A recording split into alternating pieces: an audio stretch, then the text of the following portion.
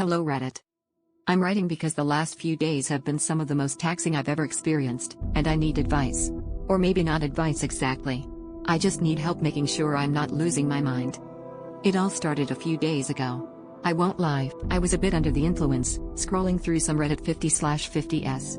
You know, the page that gives you two possible outcomes, one wholesome like puppies, the other usually something gross or NSFW. The twist is, you don't get to choose, it's random what you'll see when you click.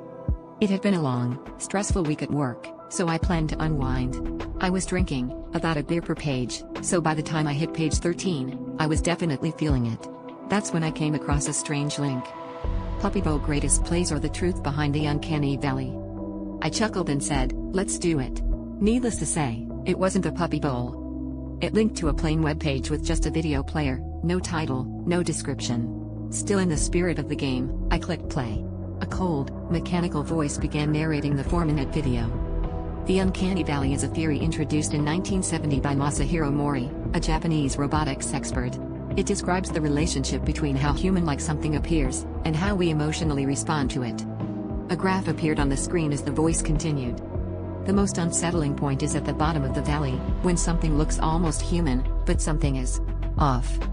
A few AI-generated images and robotic faces flashed across the screen. They weren't grotesque, but something about them made me deeply uneasy. It's normal to feel discomfort or fear when you see images like these. But where does that fear come from? Suddenly, the page glitched and started to freak out, flashing distorted images of AI art. The voice came back, but it no longer sounded robotic. It sounded human, but wrong. Just slightly off. The fear is primal. It comes from a deep, ancient part of your species' memory. An evolutionary response to something that looked human. But wasn't. Something dangerous. What the fuck is this?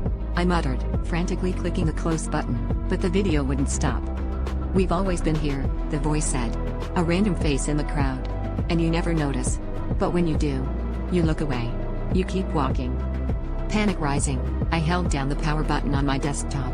The voice cut off mid-sentence, but not before the screen flashed one final image, a video feed from my own webcam. It showed me, but the face on the screen was smiling. The smile was wide, too wide, with porcelain white teeth that were eerily straight. Shaking, I poured a glass of whiskey to steady my nerves and went to bed. But I was up and down all night. Should I turn my computer back on?